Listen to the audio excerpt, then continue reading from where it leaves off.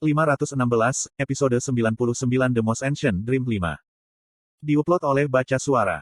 Tembok keempat, diaktifkan kembali. Cahaya di dunia berkedip-kedip beberapa kali. Saya merasakan sensasi tubuh saya tersedot ke suatu tempat, dan dalam kesadaran setengah sadar ini, suara gesekan roda kereta api yang bertemu dengan rel kereta api memenuhi kepala saya. Saya tidak bisa menerima ini. Meskipun saya tahu bahwa ini bukan masalah yang mengharuskan saya diterima, saya masih kesulitan menelan. Kenapa plotter rahasia membuat keputusan seperti itu?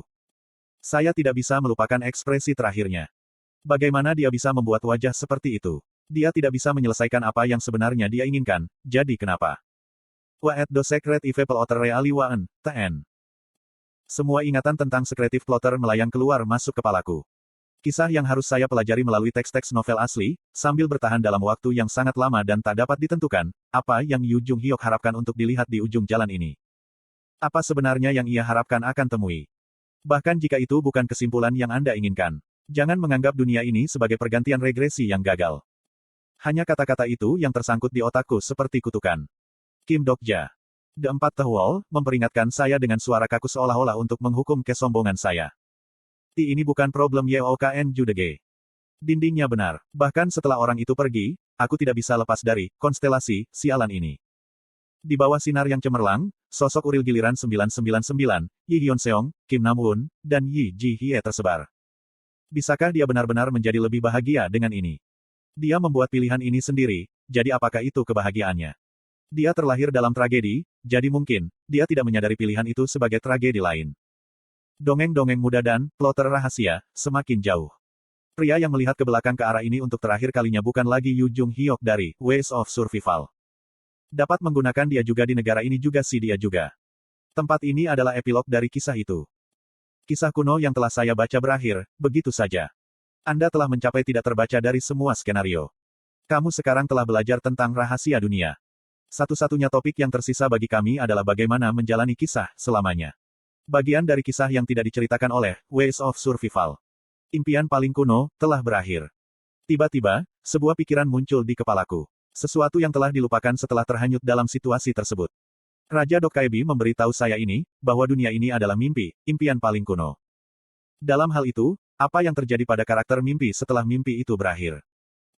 Karakter-karakter dari belokan ke-999 dan Secretive Plotter telah melarikan diri dari peran, karakter, dan dibebaskan dari mimpi melalui keinginan mereka sendiri. Jika demikian, apa yang akan terjadi pada orang lain? Setelah mimpi itu berakhir, orang-orang dari mimpi itu akan. Skenario akhir hadiah yang jelas telah tiba. Suara pipi yang ditampar bergema, di bawah lampu subway yang berkedip-kedip, Kim Dokja perlahan membuka matanya. Hei kau, kamu bangun sekarang. Petik 2. Dia melihat wajah Han Suyong dari dekat saat dia dengan kasar memegangi kerahnya. Petik 2. Apa yang terjadi? Itu yang ingin aku tanyakan padamu. Kim Dokja memijat kepalanya seolah-olah menderita migrain, dan berdiri dari tempatnya. Di mana kita? Di dalam kereta bawah tanah. Sudah waktunya bagi kita untuk pulang, kurasa. Petik 2. Han Suyong mengatakan kata-kata itu tampak agak segar, untuk beberapa alasan. Kereta berdenting dan berguncang. Kegelapan di luar jendela dengan lembut bergetar.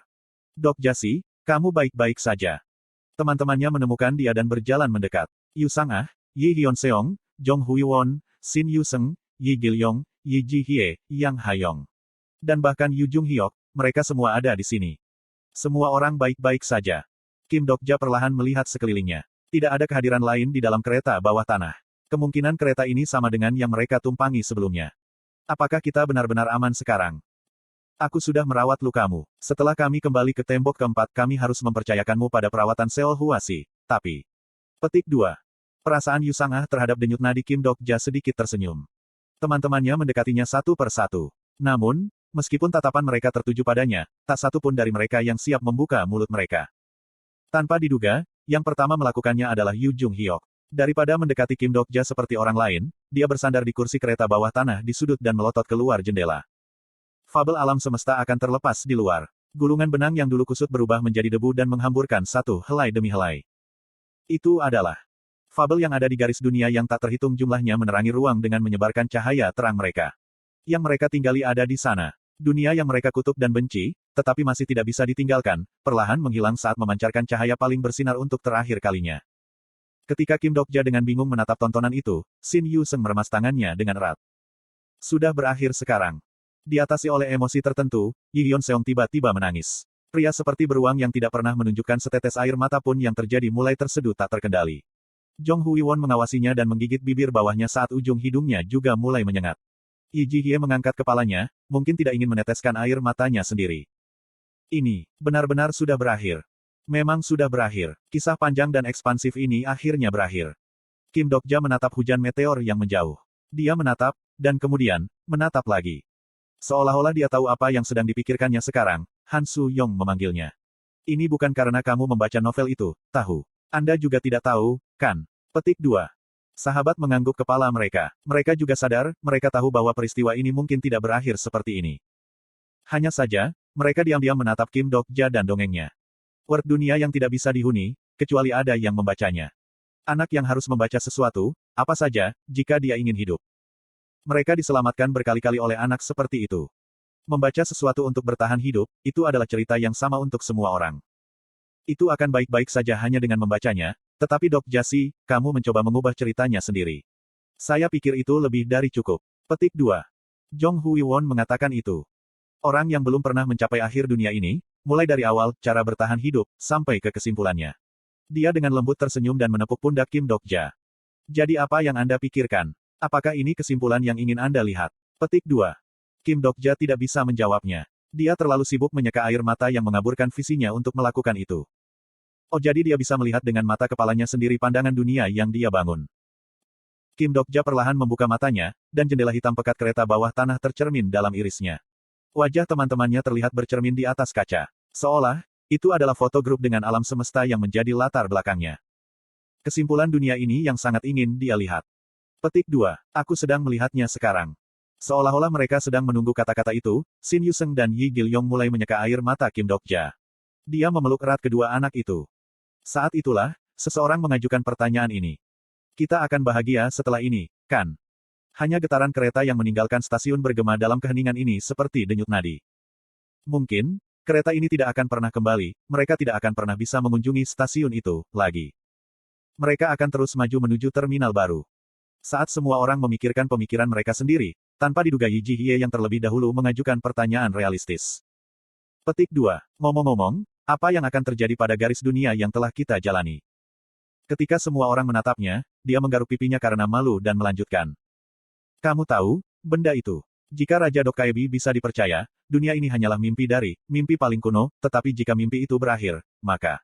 Petik 2. Yang pasti, aliran waktu dunia yang mereka tinggali membeku setelah dinding akhir dihancurkan. Dalam hal itu, bahkan jika mereka kembali ke dunia itu dengan naik kereta ini.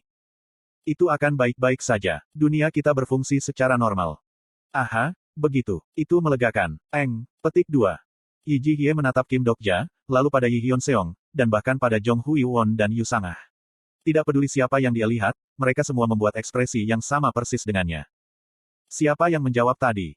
Dan kemudian, semua orang menatap udara pada saat yang sama. Bola bulu halus mengambang di sana. Baat. Mata para sahabat menyipit menjadi celah. Baat. Biu mulai berkeringat di udara, tetapi akhirnya, menghela nafas dengan megah dan angkat bicara.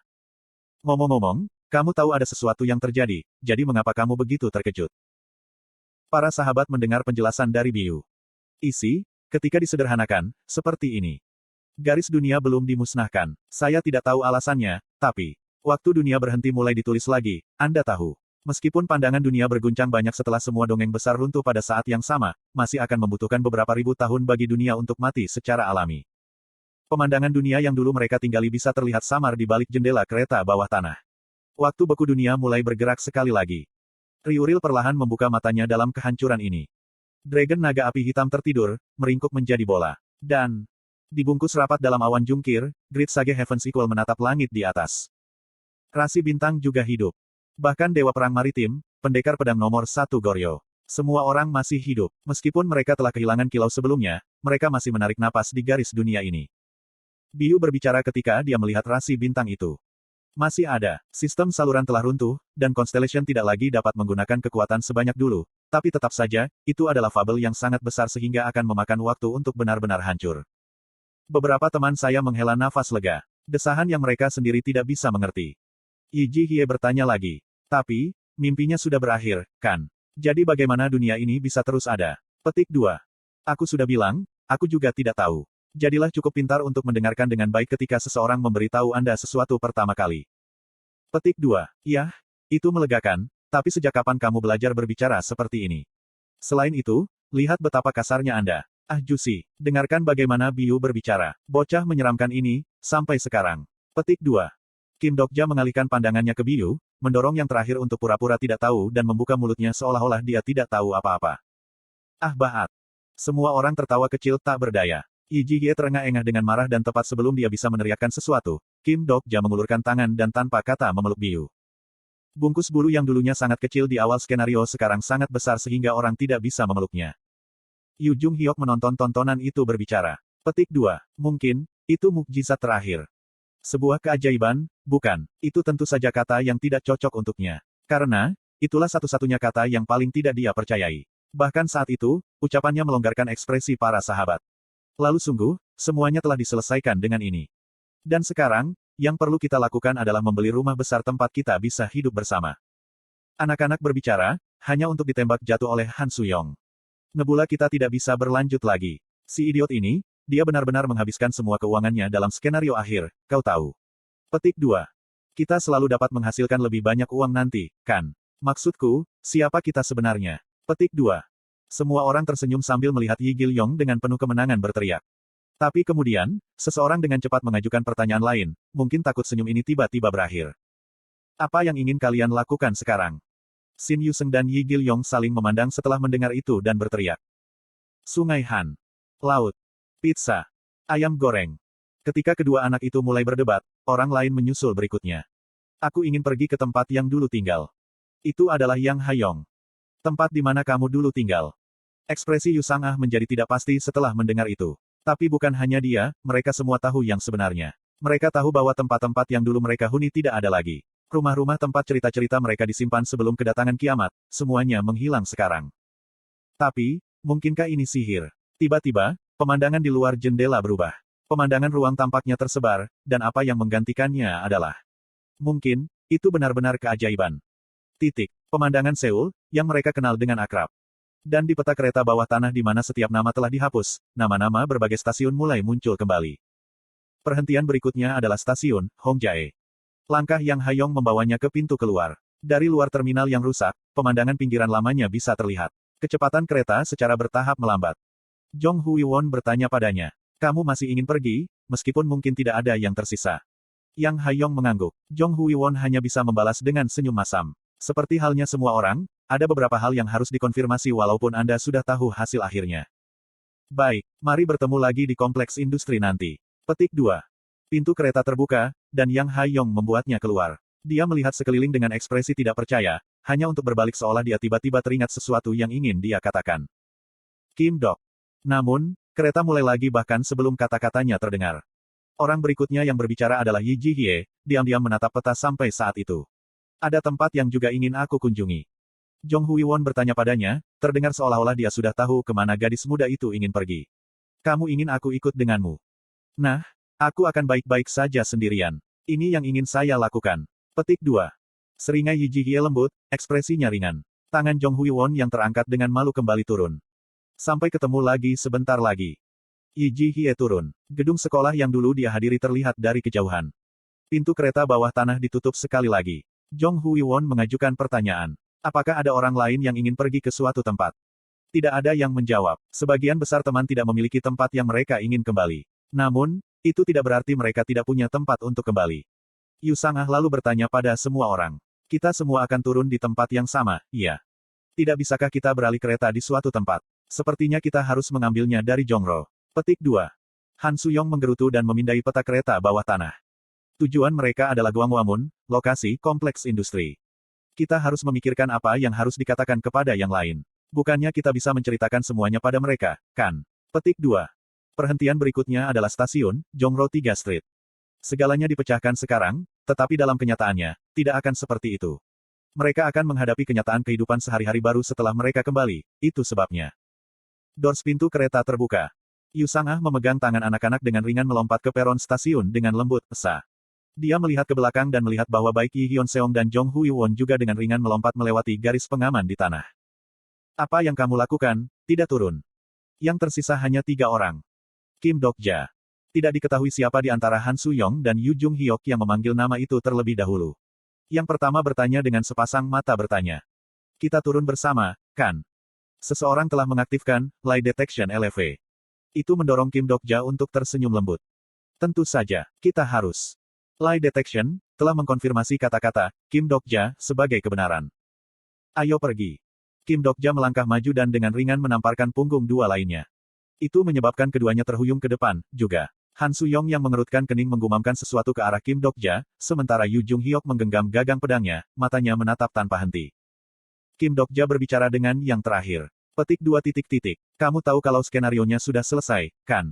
Mulai sekarang, itu akan menjadi kejahatan untuk membawa pedang. Petik 2. Ucapan bodoh itu. Ini belum berakhir, Kim Dokja. Petik 2. Dia benar. Kami bahkan belum menemukan siapa Teles 123, dan juga. Petik 2. Pintu kereta bawah tanah perlahan menutup, kisah tentang dunia baru mengalir dalam hiruk-pikuk suara mereka. Kim Dokja tertawa gembira, dan anak-anak terus bertengkar. Kisah dunia baru ini terus mengalir. Tapi kemudian, tepat ketika pintu kereta bawah tanah ditutup, Han Suyong memandang ke belakangnya dengan wajah seseorang yang agak tidak pasti dan sulit dibaca yang meninggalkan sesuatu di belakang. Bahkan Yu Jung Hyuk melihat ke belakang juga. Satu-satunya orang yang tidak melakukannya adalah Kim Dokja. Tatapan Han Suyong dan Yu Jung Hyuk bertemu satu sama lain, dan mereka mulai menggeram pada saat yang sama. Apa yang kamu lihat? Aku harus menanyakan itu padamu, Basta. Dan kemudian, pintu ditutup. Kereta bawah tanah mulai bergerak lagi tanpa bicara. Itu meninggalkan stasiun yang menyambut awal cerita baru untuk memasuki rel tak terbatas. Nama-nama yang tertulis di peta kereta bawah tanah mulai menghilang satu persatu. Pemandangan pertengkaran Yu Jung Hyuk dan Han Suyong bisa dilihat di kejauhan. Kemudian, pemandangan anak-anak yang tersenyum cerah memegangi tangan Kim Dokja, serta Yu Sang-ah yang menatap ke atas ke langit sambil melindungi matanya, juga bisa terlihat. Dan aku diam-diam menatap adegan itu. Itu mendorong The Empat Wall untuk bertanya kepada saya. Akankah mereka sekalian menjadi Kai? Tepat di detik berikutnya, sosok transparan saya muncul dari ruang kosong. Ditemani oleh sedikit pusing, tubuh saya sepenuhnya terwujud dan muncul di atas kereta bawah tanah. Persentase memori yang Anda simpan saat ini adalah 51%. Aku tersenyum kecut. Ini satu-satunya cara. Saya melihat ke atas, dan pesan-pesan yang menyumbat log pesan semuanya melayang sekaligus. Anda telah menyelesaikan skenario akhir. Kamu adalah satu-satunya orang yang tahu rahasia dunia ini. Saat ini, impian paling kuno tidak ada. Waktu dunia tidak akan mengalir jika mimpi itu tidak berlanjut. Ini adalah pesan yang hanya terlihat oleh saya. Kamu telah mendapatkan kualifikasi untuk mengambil alih peran, impian paling kuno. Apakah kamu akan melanjutkan mimpi itu? Jika mimpi ini dihentikan sekarang, maka dunia akan selamanya beku. Itu benar-benar hal yang kejam, dunia yang nyaris tidak berhasil mendapatkan kesempatan pada kebahagiaan berhenti untuk selamanya. Meskipun dimulai sebagai sebuah tragedi, alam semesta ini sudah lahir. Meskipun itu masalahnya, masih ada beberapa yang mencari kebahagiaan di alam semesta ini, dan mereka akhirnya mencapai terminal yang selalu ingin mereka tuju. Yu Seng-e dan Gil Yong-e akan sedih. Aku tahu. Ye of the Chafing Taem. Petik 2. Setidaknya aku tidak berbohong kepada mereka. Aku menatap ke langit dan melanjutkan. Sebagian diriku pasti keluar dari kereta bersama mereka, kan? Ada keterampilan tertentu yang saya dapatkan dari Secretive Plotter saat kembali dari belokan ke 1863. Apa yang akan kamu lakukan sekarang untuk keterampilan? Saya yakin Anda belum mendapatkan keterampilan baru di sana. Memang, saya belum mendapatkan keterampilan apapun, tapi, mungkinkah menerima jenis hadiah seperti ini? Mungkin. Apa yang saya terima saat itu, secara teknis, bukan keterampilan per se. Saat ini, keterampilan bookmark dalam aktivasi. Karena berkat impian paling kuno, periode aktivasi skill yang berlaku telah diubah menjadi tak terbatas. Saat ini, bookmark ke-6 sedang dalam aktivasi. Karakter yang terdaftar di bookmark ke-6 adalah Direktur Akhir yang palsu. Direktur Akhir Fals, giliran Han Suyong ke 1863. Tingkat pemahaman Anda pada individu yang berlaku sangat tinggi. Keahlian eksklusif, avatar level. Tanda tanya, sedang dalam aktivasi.